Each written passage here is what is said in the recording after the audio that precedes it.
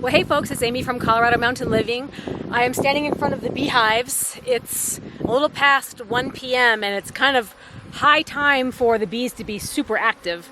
You might be able to detect a lot of buzzing around. It's a really active time of the day for the bees to be bringing stuff in and out of the hives. There's a lot of drone activity. Those are the male bees. So I haven't really touched the hives in a few weeks, which is kind of bad this time of year. You're supposed to really be peeking in there and seeing if they've got plenty of room. I need to do a mite check today and just assess their room to see if they're bringing in honey. I stopped feeding them even though there's some empty feeders on the fronts of the beehives, but I want to see what they're doing in there and see what kind of situation I've got in my hands. So gonna get zipped up here pretty soon and look inside and see what I can see. Also checking for mites along the way. So let's check it out.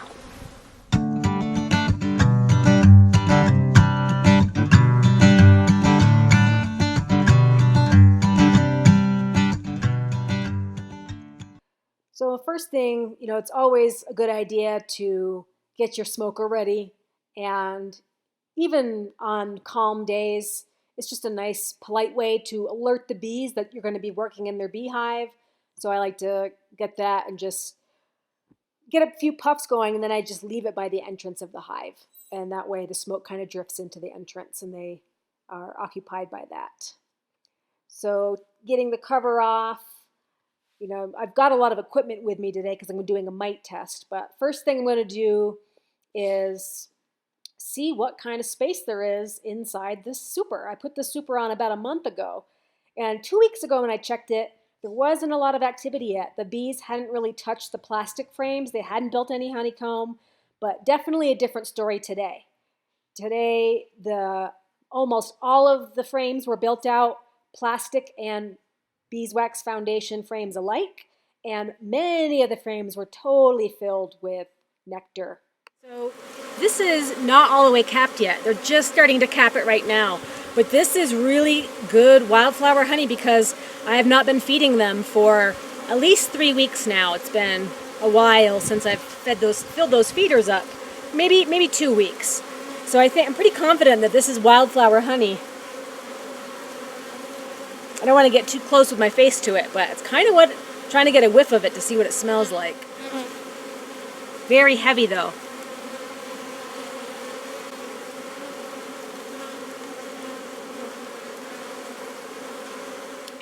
A handy tool to have is a frame hanger.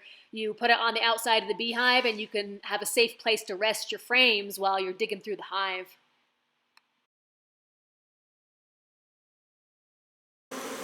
Another frame totally chock full of nectar. That's uncapped honey. So they're getting to the cappings that's right on the top here. And on this one, they're feeling it's pretty much full. They're just working on getting it capped off. So this will be excellent honey.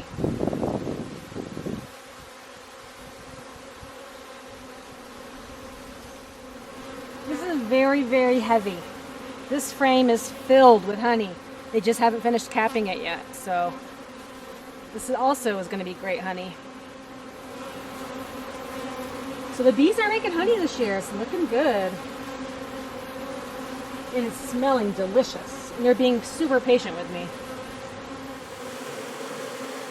So what I'm going to do is I'm going to start maneuvering these frames towards the center because the bees need to focus on building out this comb. So I'm going to start dropping these in the middle. And these need to go in the middle as well. So the reason behind the maneuvering of these frames is that the bees tend to build centrally. They like to build out the honeycomb in the middle of the beehive first, and they kind of get lazy when you get toward the edges of the beehive, the supers. So I'm taking those frames that are on the edges that they haven't really paid attention to and throwing those in the middle. So hopefully they can build out those honeycombs next, and then they'll eventually finish off the honeycombs that I moved to the outer edge.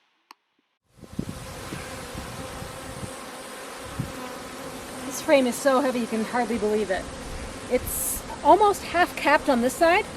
That means the honey's ripe if it's capped, and almost half, maybe a third capped on this side.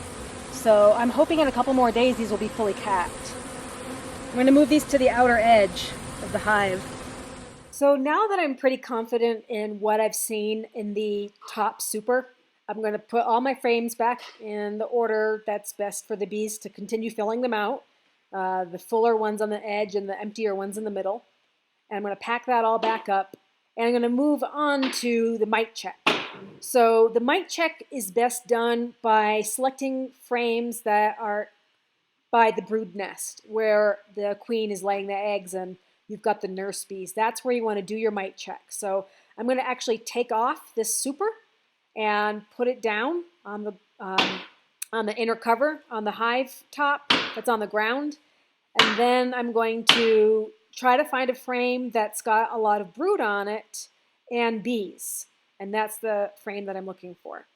So in particular, when I find that frame, I'm going to examine it extra closely, carefully, so that there's not the queen on it. Because what I'm going to be doing is taking all the bees off that frame and doing the test on them. So it's not something you want to subject the queen to. So I'm just taking extra care, staring at it, making sure the queen's not on there before I shake all the bees off into my Tupperware container. To do a mite check, you need a sample size of about a half a cup of bees. It's about 300 bees. How do you get that? Well, you basically shake them off the frame. So here I just tap it into a large Tupperware container, and then I throw that back in the hive real quick. I grab the Tupperware container, and then I dump them into my glass jar. So I've got a wide mouth mason jar, and I'm dumping the bees in there. You can't quite see with a camera angle, but then I quickly put a lid on it. The lid is screened, and that's essential because you're going to be doing a powdered sugar shake.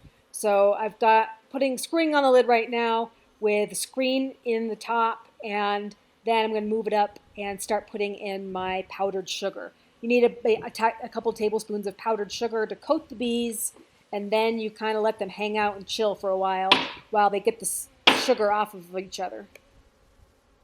Also forgot to mention you really have to shake up the jar. So, as atrocious as this seems, you're shaking up a jar full of bees coated in powdered sugar, but the agitation is what loosens the mites off of the bees' bodies. So eventually, this is supposed to be loosening as many mites that might be present, and then you shake them into a surface like a plate. So I've got a plastic yellow plate for contrast, yellow, and the mites are reddish color, so they show up very well against the bright yellow background.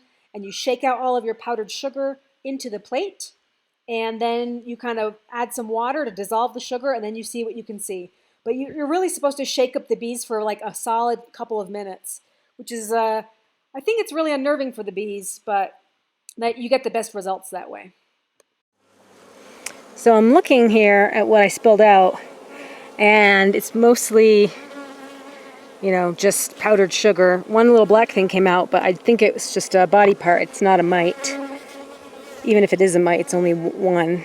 But mites are usually red, so it doesn't look like a mite to me. So I'm pretty sure this is a mite count of 0, which is excellent for this time of year when the bees are rapidly expanding. Really good news for this hive. But I got to check the second hive, because this is the hive that technically has had the most problems. This hive right here, this is the one that has had mite issues last fall, so I need to check on this one. So I'm curious to see on this hive how they're doing. They don't seem to be quite as productive as hive 1.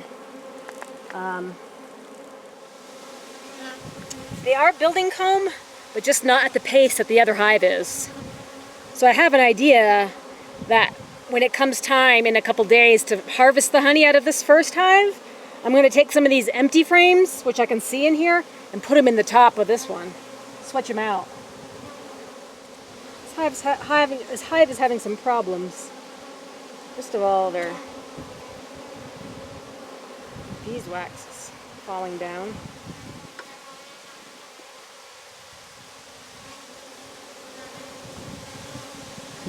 I don't know if they have the numbers or what's the story here.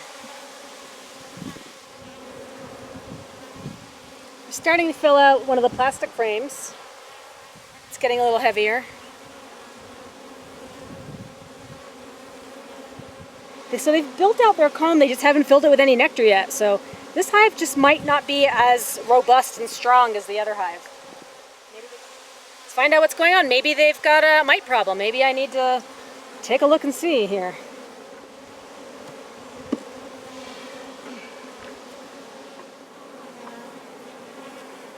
Mixture of brood on this one, so I think I'm going to use this one to do my mite test. As long as the queen's not on here, so I got to look for a while, make sure there's no queen.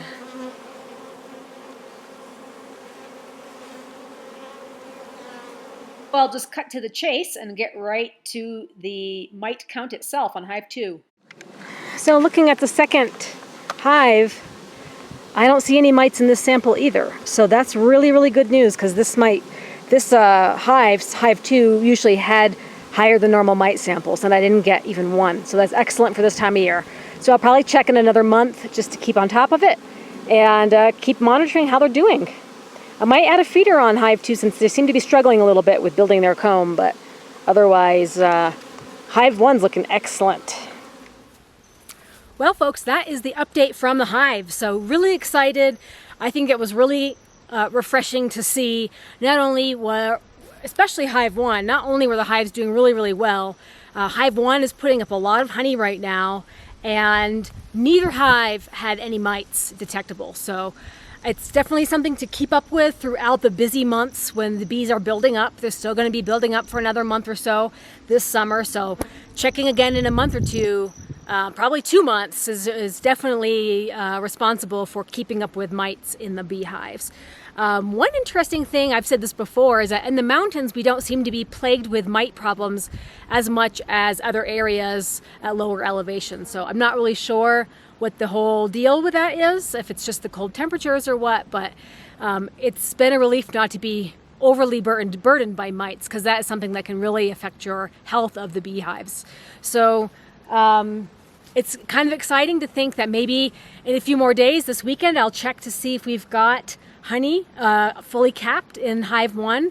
I might just pull out a couple of frames just to kind of taste it and see how it's going, because this is the 3rd summer with hive 1 here, so it's been a while that we've had the hive and not really tried any of the honey yet. So this has definitely been a banner year with the rainfall, and I think the wildflowers, that the bees are just really gung-ho putting up a lot of honey right now, because I've never seen this amount of honey unless it was me feeding them sugar water. So this is exceptional. So definitely happy about that, and also happy about the 0 mite situation. So definitely good news for us. I'm going to try to supplement hive 2 with a little bit more sugar water, since they seemed not as robust building up their super that I put in there about 3 weeks ago. I put it actually about a month ago. I put in a super, and they really haven't barely filled out the comb building it out. So they might just need a little bit more assistance resource wise.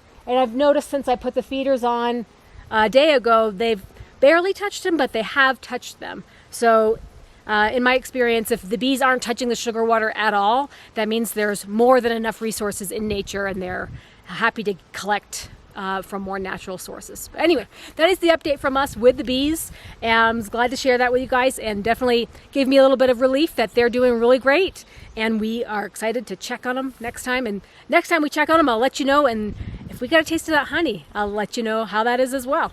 Thanks guys, we'll see you next time. Bye-bye.